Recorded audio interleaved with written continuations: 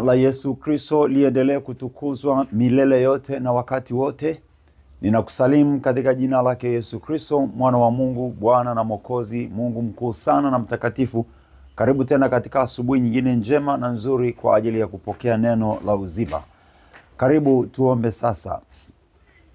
Mungu Baba, Mungu Mwana, Mungu Roho Mtakatifu, Baba wa milele, katika jina la Yesu ninakushukuru sana kwa wakati huu, kwa saa hii ya asubuhi tena katika tarehe 3 mwezi wa 4 2025. Jina lako litukuzwe na mapenzi yako yakaendelee kutimizwa. Ninaomba Roho wako mwema atufunulie na kutufundisha tena kwa neno lako, kwa kuwa neno lako ndio dira yetu, uzima wetu, nguvu yetu na ushindi wetu. Ndio silaha yetu, Bwana. Bwana wa utukufu, Mungu wa milele, tuongozwe nawe Roho Mtakatifu. Tuomba Baba, tawala yote kwa uweza wako na kwa neema yako. Asante kwa sababu umetuamsha na utaendelea kutufunulia kwa mapenzi yako yaliyo mema. Tutawale, tuwapo kila mahali, wengine maofisini, wengine mashambani, wengine safarini, wengine mahospitalini, mahali mbalimbali. Nguvu zako, neno lako hili hakika ndilo msaada na ushindi na nguvu litakalowezesha kila mmoja kukaa sawasawa na mapenzi yako na kupata kushinda na zaidi ya kushinda. Litukuzwe, usifiwe Bwana wa Bwana, kwa upendo wako na kwa rehema zako zilizo kuu na za milele, sasa na hata milele, katika jina la Yesu Kristo, amen. Barikiwa katika jina la Yesu Kristo, na karibu sana katika muda huu mzuri tena wa kulipokea neno la Mungu. Neno la Mungu li hai, neno la Mungu ni uzima, neno la Mungu ni moto, neno la Mungu lina nguvu. Neno la Mungu ni kama nyundo ya kuvunja vunja, na ni zaidi ya nyundo. Neno la Mungu ni zaidi ya upanga, ni upanga unaweza kukatakata vitu vyote vya falme za giza, kamba za mauti, na kila kilichosimamishwa mbele yako kitavunjwa, kitaondolewa, kwa kuwa lenyewe ni nyundo ya kuvunja. Na kila kilichokufa chaweza kuwa hai tena nafsini, maishani mwa mtu, lakini hata katika vitu vya kawaida, kwa neno la Mungu vitu vinaweza kuwa hai tena, vikasimama tena, katika jina la Yesu Kristo. Karibu katika wakati huu tulipokea neno la Mungu ambalo Yesu anatuonyesha kwamba tukiamini tutauona utukufu wa Mungu. Tukiendelea kuamini kwake Yesu, au tukiendelea kuamini kile Yesu ambacho amesema au anasema na sisi, hakika tutauona utukufu wa Mungu. Sio maneno yangu, ni Yesu mwenyewe anasema kwamba tutakapoamini tutauona utukufu wa Mungu. Kwa hiyo karibu sasa ulipokee neno ili uendelee kuongezeka kiimani na uendelee kuamini katika Yesu Kristo, ili ukauone utukufu wa Mungu kwa namna ya kipekee sana na ya ajabu, ya miujiza, katika jina la Yesu. Kwa ujumbe wa siku hii tena ni huo: amini ili uone utukufu wa Mungu Baba, katika jina la Yesu. Nitasoma neno la Mungu kutoka Yohana sura ile ya 11, Yohana mtakatifu 11 mstari ule wa 38. Nitaanzia hapo, nitakwenda mpaka ule wa 42.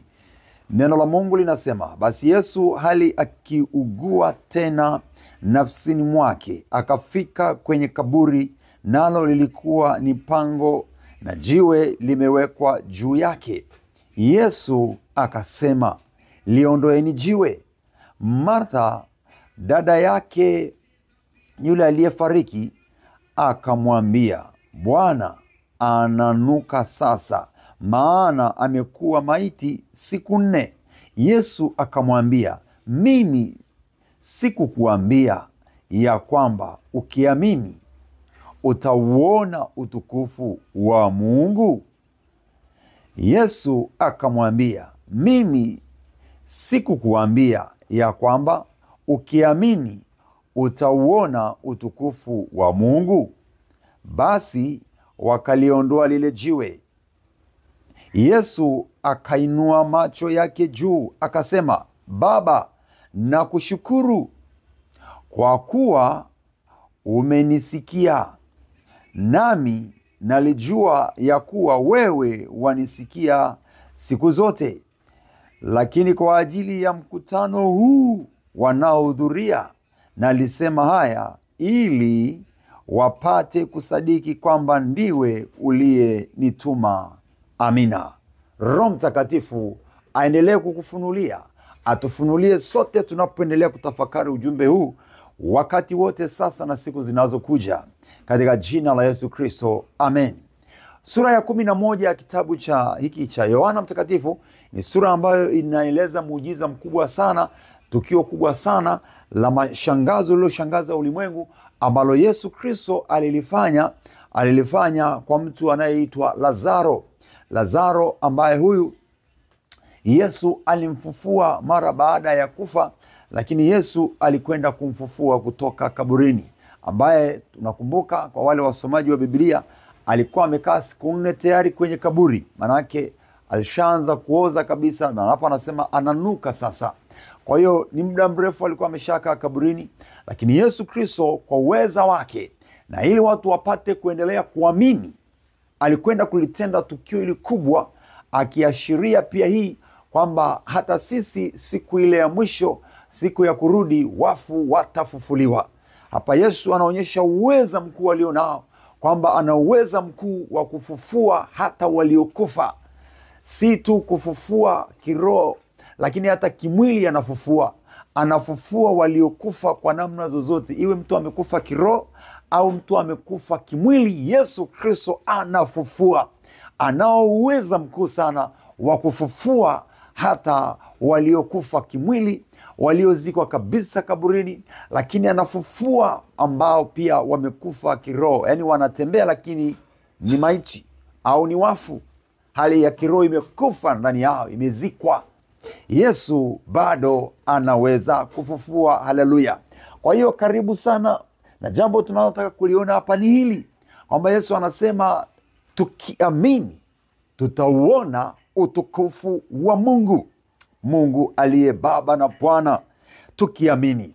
Na hivyo basi inaonyesha hapa Yesu alikuwa katika hali ya kuugua, kwa sababu rafiki yake Lazaro alikuwa amekufa na iko kaburini, na Yesu anaonyesha kuugua, kuonyesha kwamba kile kitendo au lile jambo limemgusa.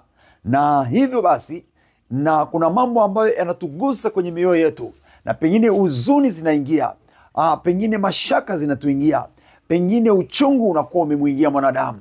Ndipo Yesu Kristo anasema kwamba kwa namna hiyo tunaweza kuona utukufu wa Mungu ikiwa tutaendelea kuamini.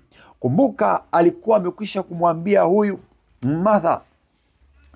Martha alikuwa amekwisha ambiwa, na Yesu anarudia tena kumwambia, sikukuambia ukiamini utauona utukufu wa Mungu Baba? Sikukuambia ya kwamba ukiamini utauona utukufu wa Mungu Baba? Kwa hiyo Yesu Kristo anatuhitaji tuendelee kuamini, hata kama mambo yamekwisha kuharibika, hata kama hatuoni njia, kwa sababu hapa kwa hakika hawa ndugu zake, au huyu Martha ndugu yake Lazaro, alikuwa ameshakata tamaa, alikuwa hana tena tumaini, alikuwa hajui tena kwamba nini kinaweza kutokea ambacho kinaweza kumrudisha tena Lazaro. Yesu anamrudisha, kumkumbusha kwamba nilikuambia ukiamini utauona utukufu wa Mungu. Ukiamini. Hapa Yesu anataka tuendelee kuamini hata kama hakuna mwelekeo, hakuna njia, unaona kabisa hapa imekwisha kushindikana, bado tuongezeke au tuongeze kuendelea kumwamini yeye.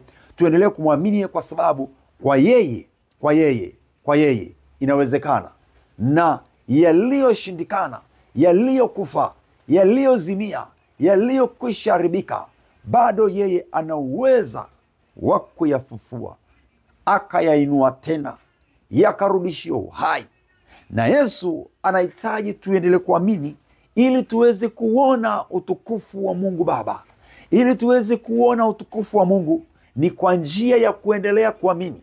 Tukiendelea kuwa na imani katika Yesu Kristo, Yesu Kristo anasema tutakuja kuona utukufu wa Mungu. Utukufu wa Mungu utaonekana endapo tunaendelea kuwa na imani, na kwamba hatuishi njiani. Atakayevumilia mpaka mwisho ndiye atakayeokoka. Atakayeendelea kuwa na uvumilivu na imani katika Yesu Kristo, mwisho wake ataona utukufu. mambo magumu yanapotokea. Hawa walikuwa wanamuuguza huyu mtu, alikuwa mgonjwa, akaendelea kuugua na akafikia hatua ya kufa. Kwa hiyo walipita kwenye kipindi kigumu, lakini Yesu alitaka waone kwamba kuna mambo makuu atakayoyatenda. Hivyo iliwapasa kuendelea kukaa katika imani, kuendelea kuwa na imani, kumwamini Yesu Kristo. Anasema katika mstari ule wa 39, Yesu akasema, liondoeni jiwe, liondoeni jiwe. Kuna mahali ambapo Yesu atakuja, ataamuru jiwe lililowekwa juu ya mtu liondolewe. Jiwe lililowekwa juu ya maisha yako liondolewe. Jiwe linaweza ikawa ni mambo mazito na makubwa magumu ambayo yamekulemea. Jiwe linaweza likawa ni misukosuko ya ulimwengu, mambo magumu na mazito, au shutuma, unashutumiwa na unasingiziwa, yako mambo magumu na mazito. Haya yanaweza kuweka kwa mfano wa jiwe kwamba yamekulemea. Lakini utakumbuka kuna mahali Yesu anasema, njooni kwangu ninyi nyote msumbukao na wenye kulemewa na mizigo na dhambi, nitawatua, mizigo itaondolewa. Hiyo ni katika Mathayo 11:28. Kwa hiyo katika huyu Yesu kuna mahali ambapo atakuja, ataamuru jiwe lililokulemea litaondolewa. Jiwe zito lililowekwa juu yako litaondolewa.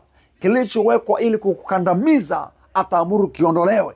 Na turudi pale kwanza, anachokitaka Yesu ni sisi tuendelee kuamini kwake.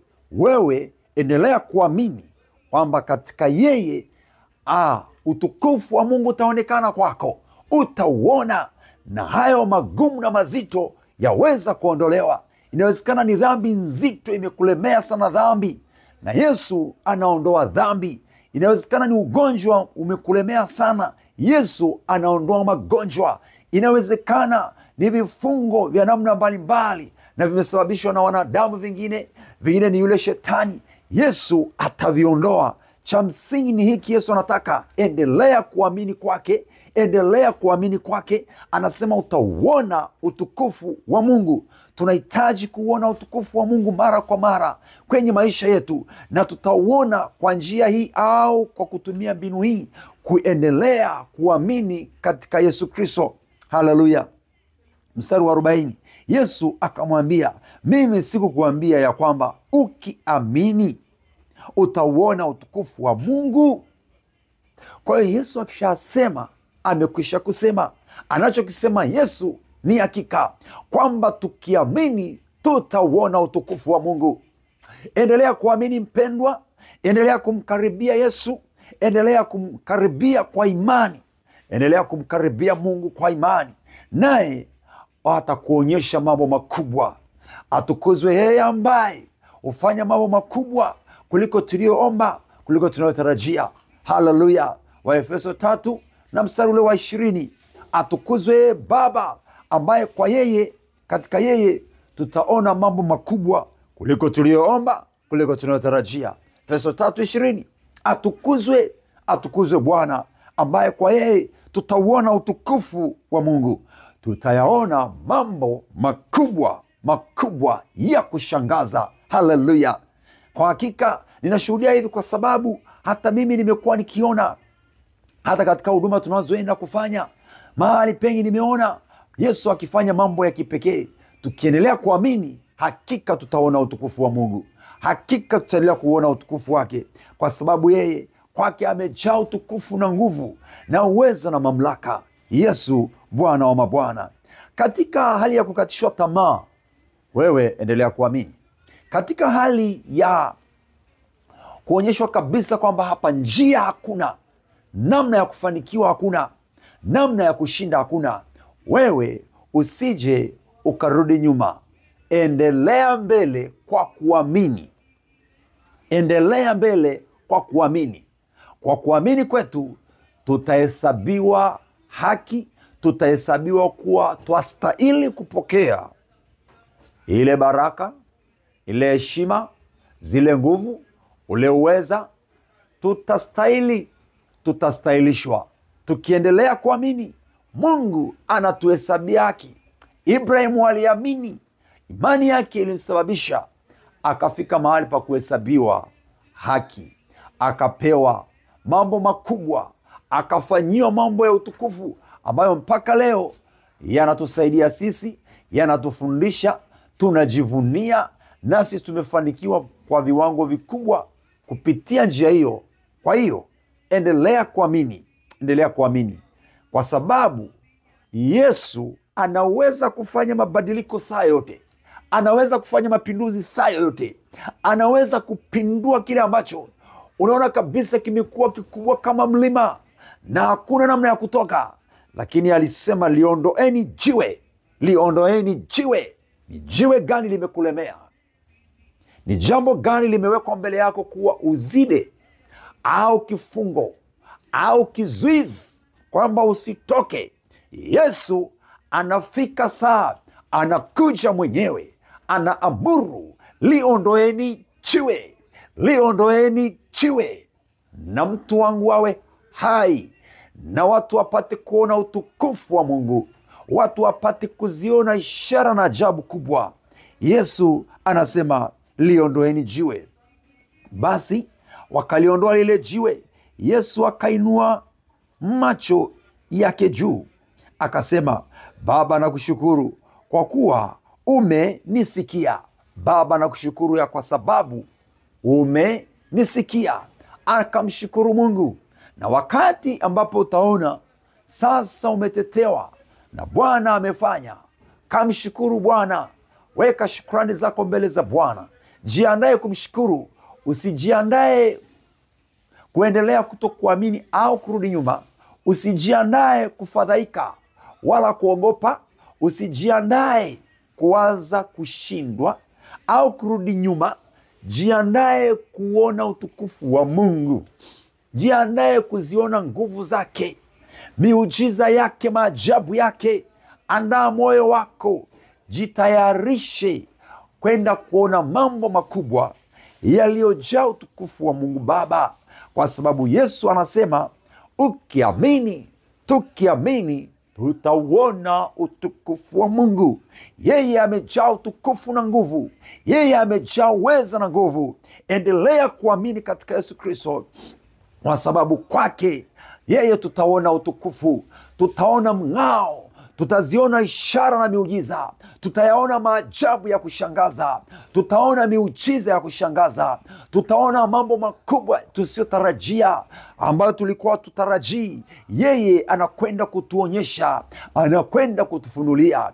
Kwa hiyo endelea kuamini katika Kristo Bwana Yesu, kwa sababu katika yeye tutaziona ajabu ambazo hatukuwahi kuziona. Martha, Mariam, hawa ndugu wa Lazaro na watu wengine, hawa makutano, walikuwa wajaona vitu vya namna hii, walikuwa wajawahi kushuhudia inawezekana, lakini sasa walikuja wakashuhudia. Waliona mambo ya ajabu ambayo walibaki wanashangaa. Na Yesu anasema, nakushukuru Baba kwa kuwa umenisikia. Yesu anatuonyesha matendo makuu, na mara baada ya matendo makuu tupeleke shukurani, tumwambia asante. Nami naendelea kumwambia pia asante kwa matendo makuu anayotenda kwenye maisha yangu, na namna anavyotenda katika huduma tunazoziendea huko na huko katika taifa hili, mambo makubwa ambayo anayafanya. Hakika tunaendelea kusema asante Baba kwa uweza wako. Hakika tukiendelea kuamini tutaona. Nimeona mambo ya ajabu kabisa.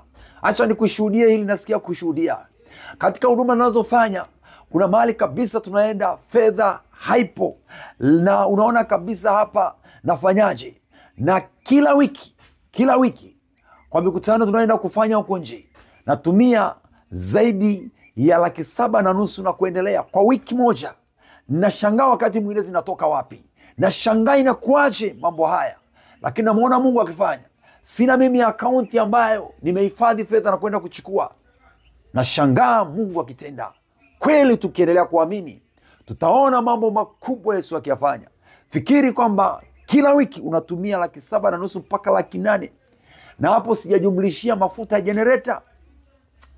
Lakini Mungu anafanya mambo ya kushangaza. Tuamini tu na tusiende kwa mashaka, kwa sababu ningeweza kwenda kwa mashaka kwamba unakwenda na timu ya watu, unakwenda kufanya huduma tena kwa muda mrefu, halafu fedha haijatosheleza, lakini Mungu anafungua milango yake. Ashukuriwe huyu Bwana, atukuzwe sana. Ninamshangaa, nitazidi kumtukuza na kumwamini kwa sababu anatenda mambo ambayo hata mimi nabaki kushangaa. Sasa hayo anayatenda kabisa na tunayaona kwa macho kabisa.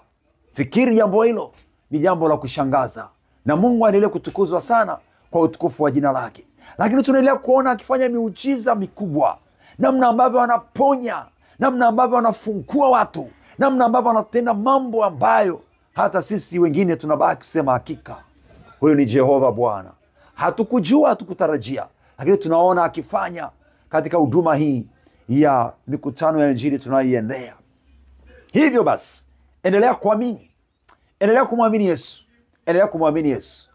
Na wakati mwingine si lazima mpaka uwe na kitu mkononi. Ndipo naendelea kukumbuka kile neno nasema kwamba imani si kuwa na kitu. Imani sio kuona unacho mikononi. Imani ni kuwa na hakika, ni mambo yasiyoonekana, ni matarajio, ni kutarajia ambayo hayaonekani kwa macho. Imani wakati mwingine hahitaji kuona kwa macho, na ndio sababu Yesu anasema ukiamini. Kwa hiyo tuendelee kuwa na imani, endelea kuamini kabla hata ya kuona. Ndio sababu baadaye anakuja kumwonyesha makubwa. Kilichotangulia sio kuona. Martha, Mariam, makutano, watu hawa hawakutangulia kwanza kuona, ila Yesu alitaka kwanza kuamini, alafu baadaye waone mambo makubwa ya kushangaza, ya ajabu. Kwa hiyo kwanza tuwe na imani, imani kwanza. Na Yesu aliponya wengi, alikuwa kwanza akiwaambia imani yako imekuponya, imani yako imekuponya. Kwa hiyo Yesu anatuelekeza, anataka tuamini kwanza, tuamini, na tunapoamini yeye atafanya mambo makubwa, alafu tutaziona ishara na maajabu, tutayaona mambo yenye utukufu mkubwa, mambo ya Mungu wetu, mfalme wetu. Haleluya sana. Bwana Yesu Kristo asifiwe. Mpendwa, endelea kuinuka na kutembea tena kwa kufuata imani. Endelea kutarajia mambo makubwa, mambo ambayo yamejaa utukufu wa Mungu. Yesu anatuelekeza kuamini. Usiache imani, endelea kutafuta kuongezeka kiimani, kwa sababu kwa hiyo ndipo tutaona mambo makubwa ya utukufu wa Mungu yakifanyika. Bwana aendelee kukutunza na kukuwezesha sana katika kuamini na katika kufuata yeye. Na mstari ule wa 45 anasema, naye akisha kusema hayo akalia kwa sauti kuu, akasema, Lazaro, njoo huku nje. Akatoka nje yule aliyekufa, amefungwa sanda miguuni na mikononi, na uso wake amefungwa leso. Naye Yesu akawaambia, mfungueni mkamwache aende zake. Mfungueni mkamwache aende zake. Kwa jina la Yesu, kilichofungwa kwenye maisha yako, kwenye miguu, kwenye nafsi, kwenye biashara, kwenye uchumi, kwenye ndoa, kwenye ujana wako, kwenye uzee wako, popote walipofunga, walipoweka jiwe zito, kwa jina la Yesu, Yesu na akujirie sasa. Yesu na atokeze sasa na kusema afunguliwe, jiwe liondolewe, mtoeni. Wengine wamewekwa gerezani bila hatia kwa kusingiziwa. Bwana Yesu atoe sauti yake kwenye gereza. Waliofungwa kwa hila, waliodhulumiwa, Yesu akaamuru waachiliwe sasa. Waachwe, aachiliwe yeye aliyefungwa, aende zake, auone utukufu wa Bwana. Na wewe unanisikiliza, inawezekana kuna mali, kuna kifungo. Bwana atokeze sauti yake. Endelea kuamini, kwa sababu kuna saa Yesu atakuja, atasema mfungueni, mwache aende zake. Mfungueni, mwache aende zake. Mfungueni mkamwache aende zake. Mfungueni, angalia mstari wa mwisho, mfungueni mkamwache aende zake. Mfungueni muacheni aende zake. Haleluya! Endelea kuamini, kwa sababu Yesu ameandaa mazingira ya kuja kwako na kusema ufunguliwe, ila uendelee kuamini na kuishi maisha ya utakatifu na kumngojea na kutarajia kuona kwake. Naye ndipo anasema saa inakuja atakayosema ufunguliwe, uachiliwe, enenda zako kwa amani, ukimshangilia Bwana wa mabwana na kuonyesha utukufu wake na mambo makuu ya utukufu wa Mungu Baba, katika jina la Yesu Kristo. Bwana akutendee hivyo sasa na hata milele. Funguliwa, wezeshwa kwa uweza wake mkuu, kwa Yesu Kristo, Bwana wa mabwana na mfalme wa falme. Haleluya, haleluya. Karibu sasa tuombe. Baba, nakushukuru sana kwa pendo lako na kwa neema yako na kwa fadhili zako. Asante kwa uaminifu wako, Mungu uliye mwaminifu sana na mtakatifu, Mungu mwenye nguvu na Baba wa milele, katika jina la Yesu Kristo. Uweza wako katawale na fadhili zako Bwana zikatawale, rehema zako Bwana zikatawale, na utukufu wako Bwana ukaonekane. Wewe ni mwenye nguvu, nao umesema hakika tukiamini wewe utatuonyesha mambo makubwa, tutauona utukufu wako. Bwana Yesu, asante kwa sababu kwa uweza wako tunauona utukufu wako. Bwana Yesu, asante kwa sababu kwa neema yako tutaona mambo makubwa.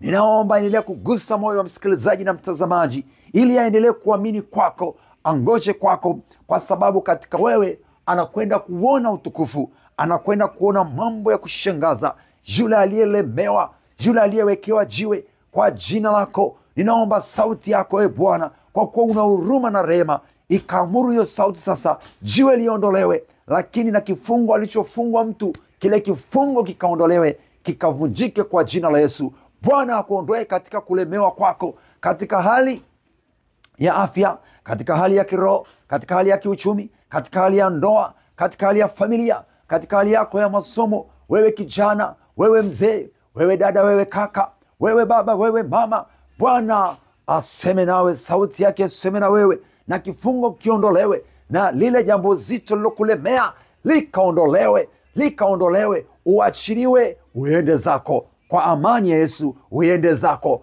kwa amani ya Yesu, uende zako katika furaha ya Bwana. Enenda sasa kwa jina la Yesu, nami kwa mamlaka ya jina la Yesu ninaamuru hilo jiwe lilokulemea, jambo lilolemea moyo wako, jambo lilolemea maisha yako, jambo lilolemea ndoa yako, jambo lilolemea kwenye biashara, kwenye uchumi, popote, katika jina la Yesu ninaamuru hilo zito likutoke sai, likuachie moyo wako, liachie fikra zako, liachie fahamu zako, liachie mwili wako, uwe mwepesi na uinuke na kutembea kwa jina la Yesu. Tembea sasa, inuka, nenda kwa jina la Bwana. Huo ugonjwa ukuachie, hayo mawazo ya kuachia ambayo ni mabaya kwa jina la Yesu Kristo. Hizo fikra na kila kilichosimama kikaondolewe sasa kwako, nao ukapewe sasa kutembea. Enenda zako kwa jina la Yesu, na ukauone utukufu wa Bwana, ukamshangilie Bwana, ukamtukuze sana Yesu Kristo.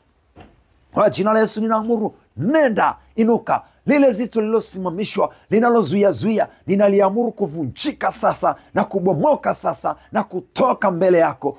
Bwana sauti yake iseme na wewe, sauti ya Bwana Yesu na ije iseme sasa, na amri itoke sasa. Nami naamuru kwa mamlaka ya hilo jina kwamba kile kilichosimama kiachie, kivunjike, kwa sababu hilo neno la Mungu ni nyundo, inavunja, tena ni moto, tena ni upanga, likakate na kuondosha kilichokaa mbele yako au juu yako, kikuachie sasa katika jina la Yesu. Uwe huru sasa, tembea katika nguvu za Bwana, enenda kwa imani na amani. Endelea kuamini, hata kama miaka 3 imeisha, hata kama miaka 5 imeisha, hata kama ni mwaka mmoja umeisha, endelea, kwa sababu ni Yesu anasema ukiamini utauona utukufu wa Mungu Baba, kwa jina la Yesu Kristo. Amina. Karibu nikupe namba ambazo unaweza ukazitumia, lakini pia nikukaribishe sana sasa kwa ajili ya huduma ambayo muda mfupi, muda si mrefu, tutaendelea tena kuifanya hii huduma ya kule vijijini. Nahitaji maombi yako, tunahitaji sadaka yako, kwa sababu huduma hii inahitaji gharama kubwa. Kuna nauli za kusafirisha watu, kuna nauli za vitu mbalimbali kwa ajili ya kule tunakokuwa vijijini. Kuna gharama kubwa.